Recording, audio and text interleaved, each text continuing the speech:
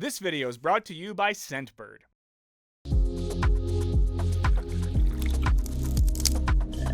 What's up, guys? Michael here. Now, is it just me, or are we living in a never-ending cuffing season? Instagram's wallpapered with that classic shot, and it seems like every other reality show is obsessed with helping people find their one true soulmate. My person. And yet, even as monogamy is plastered across our screens, polyamory is still on the rise. It's estimated that 20% of single adults have engaged in a consensual, non-monogamous relationship at least once. So, is monogamy natural in the first place? What's more, is it even ethical? And with the recent rise of polyamory, is monogamy headed towards extinction? Let's find out in this Wisecrack Edition, why is monogamy weird? But before we get into it, I want to tell you about this video's sponsor, Scentbird. Scentbird is a fragrance subscription service to let you try out scents from cool brands you've never heard of and from luxury brands you might not otherwise be able to afford. Now, instead of investing in a huge bottle of scent that you don't actually like or that you won't be able to use before its shelf life expires, Scentbird takes all the risk out of choosing a personal fragrance. And they make it fun by offering scents from more than 600 brands for you to try, such as Prada, Confessions of a Rebel, and Gucci. And because Scentbird works directly with these brands, you know you're spritzing yourself with the real stuff. Every month, your subscription includes a new fragrance of your choice packed in a cute bottle that holds a 30-day supply. It's perfect for taking a new scent for a test drive or for mixing up your scent with the seasons. This month, I received a Versace perfume. That's right, your boy can afford Versace now. And it's the Versace Pour Homme, or For Him, and I really like it. It has sort of a springy smell. There's lemon, there's sage. I've never really thought of myself as a perfume guy or a cologne man, but I like this a lot. And just look at how efficiently this works. Can you hear it? Just listen to that, right? It's ASMR. That's what that means. Now, if you aren't sure where to start, Scentbird can point you in the right direction with help from a handy online quiz. This flexible subscription lets you skip any month without penalty, so you've got nothing to lose. Stick to 1 cent per month for just $16, or upgrade to try out 2 or 3 cents every month instead. All of your scents will arrive in cute and colorful cases that look great on your dresser or countertop. If you're in the US or Canada and you want to get 55% off your first month of Scentbird, go to scentbird.com and enter code Wisecrack at checkout. That's promo code Wisecrack to get your first fragrance for just $7. And now, back to the show. First off, let's talk terminology. In the past, monogamy used to mean one marriage till death do us part, but we currently understand it to mean engaging in one relationship at a time. Polyamorous individuals, in contrast, engage in multiple relationships at a time, or in the case of polygamy, are married to multiple people at the same time. Now, it turns out that despite most of Western society practicing monogamy, lots of contemporary philosophers actually dig polyamory. And this is nothing new. 2 of the greatest philosophers of the 20th century and total power couple, Simone de Beauvoir and Jean-Paul Sartre, were making the case for consensual polyamory almost a century ago. De Beauvoir was a pioneer of second-wave feminism, and Sartre is often credited as the father of 20th century existentialism. They were basically the Beyoncé and Jay-Z of French philosophy. Simone and Jean-Paul met in Paris in 1929 when they were both studying for an extremely prestigious exam. It was your classic love story. He placed first, she placed second. Thus, academic success lit the flames of what might be called a 50-year soul partnership that was sexy and romantic, but not exclusive. Notably, the two never once lived under the same roof. And though their unconventional love life wasn't awesome for their reputations, these two were down for it because it aligned with their philosophical ideals. Importantly, de Beauvoir believed in authentic love, which she described as the reciprocal recognition of 2 freedoms. In layman's terms, neither partner is subordinate to the other, and neither derives all their meaning from the other. In layman's terms, Romeo and Juliet ain't shit.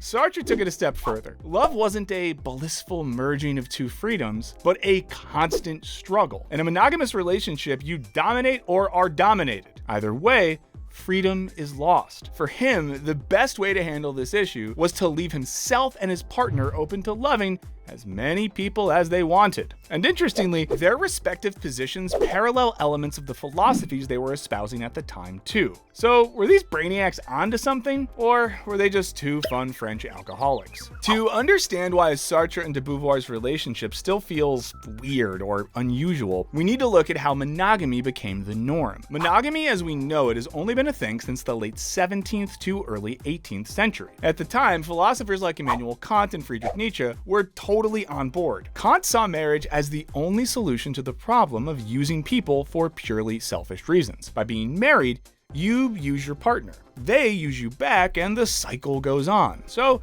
a little less selfish and super romantic, am I right? Then again, he also thought the marital sex cycle was only virtuous if procreation was a possibility, so if you really love boning down, get ready for a cheaper by the dozen scenario. Nietzsche was even less lovey-dovey about relationships. He was pro-monogamy, anti-romance. His advice was to marry your best friend, which is a very sweet start. But he also advised ignoring appearances and romantic feelings completely. He also had some pretty unsavory views surrounding love, like that all your wife needs to be happy is a baby. So it's no surprise several of his marriage proposals were turned down, and he died lonely and miserable. But if monogamy is still a relatively new concept, what were we doing before, you ask? Well, in ancient times, the goal of marriage was procreation, so polygamy was a-okay. We should note that historically, the majority of polygamous situations came in the one man to multiple women model. While this sounds not ideal for the ladies, there were advantages. When survival was at stake, you were much better off as the wife of a resource-rich fat cat than as the Miss Weasley of a penniless beggar. And we know society swung this way because of Hammurabi's Code and the Bible, which agree that if your wife couldn't reproduce, there's no shame or sin in taking one who can. Then, Greece and Rome changed everything with the creation of socially imposed monogamy, which at the time was geared more toward practicality than romance. You see, monogamy is far better suited to building large armies. That's because polygamous societies ran into female scarcity problems. With multiple women married off to the same high-ranking group of men, the common man was kind of screwed. Or not screwed, as it were. You get it? Because he doesn't get to f anyone. So he usually either skipped town in search of a wife or turned to crime. When society shifted toward monogamy, there were finally enough women to go around for all the men, regardless of their social status. With wives on lock, men would more productively contribute to society by doing stuff like inventing the aqueducts and going to war. And thus, monogamous marriage became law, although you could have sex with other people. So don't worry about that. But despite Greece's shift towards monogamous marriage, Plato was pro-poly. In his perfect world, families would be communal. People would take on lovers en masse, and sickly offspring would be thrown off a cliff.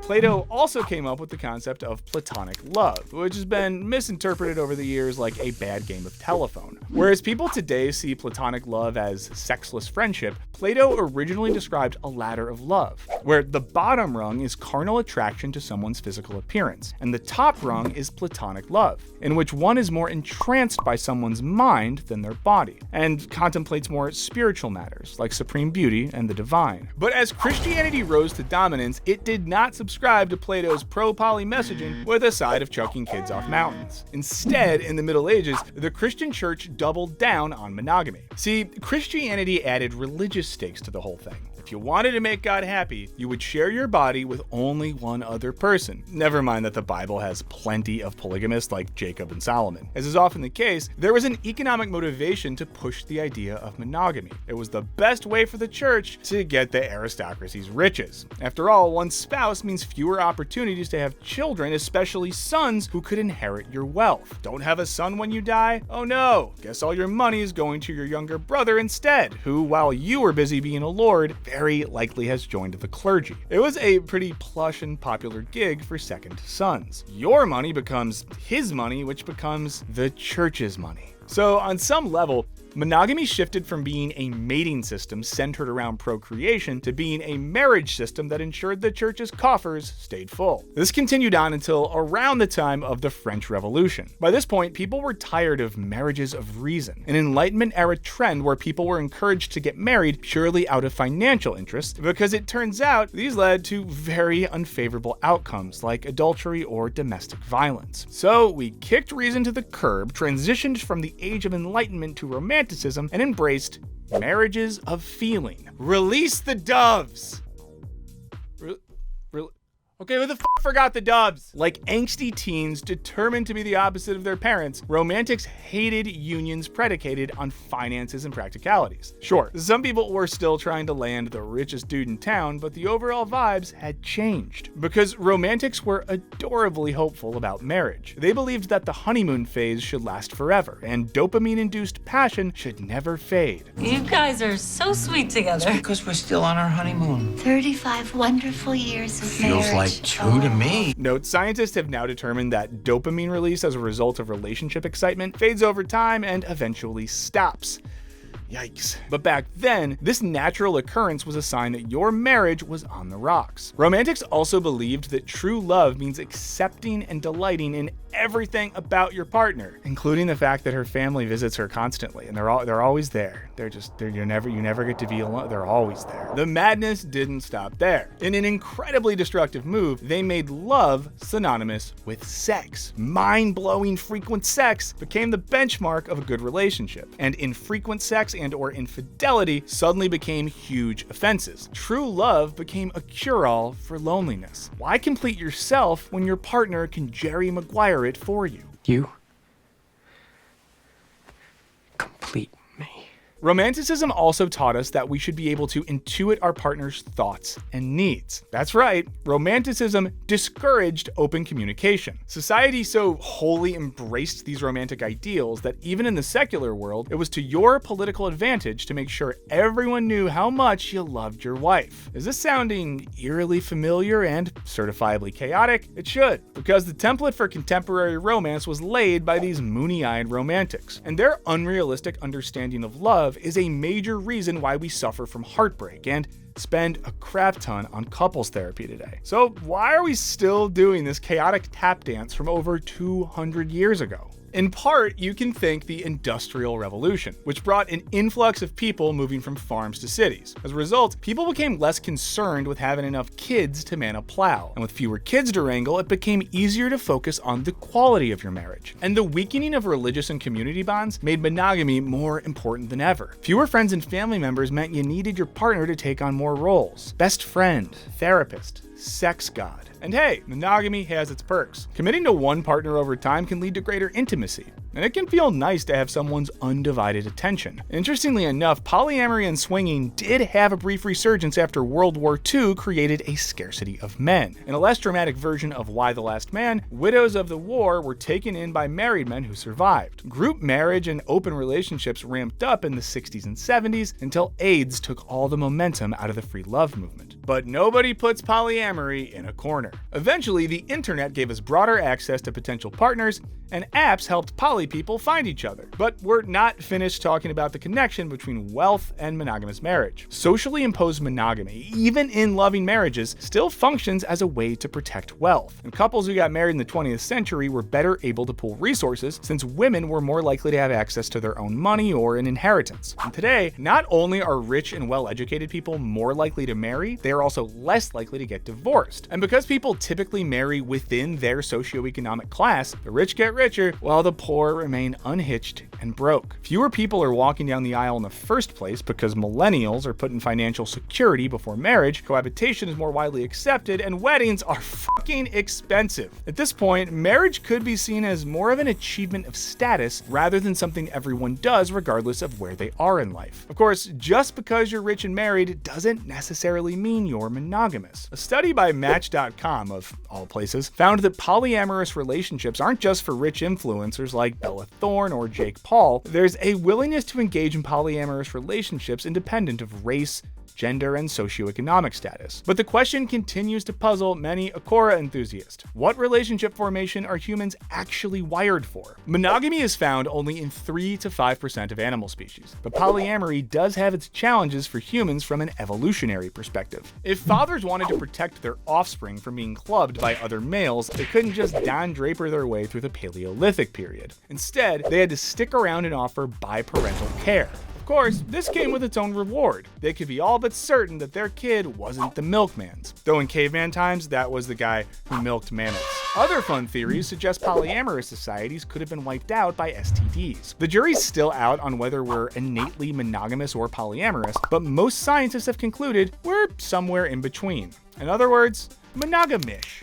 But evolutionary wiring aside, what's actually best for us as intelligent and enlightened humans of the 21st century? Some contemporary philosophers would argue that monogamy is more practical from a resources standpoint. Who has the time and spaghetti budget to Lady and the Tramp multiple partners? There's also the problem of jealousy. I mean, rom-coms and ideas like True Love's Kiss are so deeply entrenched in our psyches from childhood that we get a little surge of oxytocin anytime we picture our boo taking some other hottie to the bowling alley. Our brains literally don't want us to share. But if that's true, then why do studies show that polyamorous relationships actually experience less jealousy than monogamous ones? Well, in successful poly relationships, the problem of jealousy is addressed through the idea of compersion, which is a relatively new term for the wholehearted participation in the joy of others. It's basically the opposite of jealousy, where you'd give your partner a sincere high five after they slept with Channing Tatum without you. Of course, for folks who aren't into compersion, engaging in a polyamorous relationship may simply be more stress than it's worth. However, contemporary scholars like Harry Chalmers and Carrie Jenkins lean in the opposite direction, and some go so far as to say that monogamy isn't even morally permissible. Chalmers argues that putting the brunt of our emotional and sexual needs on one romantic partner is unfair and unreasonable, especially when multiple partners could carry the load.